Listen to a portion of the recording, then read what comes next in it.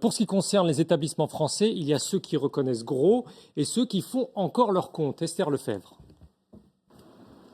Pour Natixis, c'est une nouvelle tuile, des pertes potentielles de 450 millions d'euros. Une tempête qui s'abat au plus mauvais moment pour la filiale de la Caisse d'épargne et de la Banque Populaire, déjà mal en point après des pertes colossales en octobre.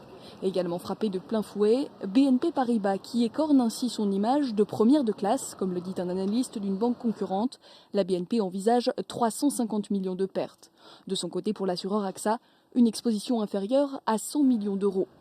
Face à la tourmente, plusieurs passent entre les gouttes. Ainsi, après l'affaire Kerviel, la Société Générale s'en sort à bon compte, moins de 10 millions d'euros, tout comme le Crédit Agricole ou l'assureur Groupama.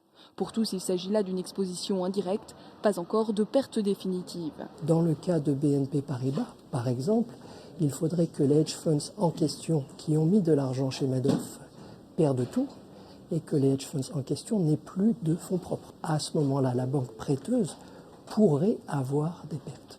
Également variable, la liste des victimes. D'autres sociétés financières pourraient y laisser des plumes. Le Crédit Mutuel CIC ainsi que la Caisse des dépôts affirment être en train de faire leur compte.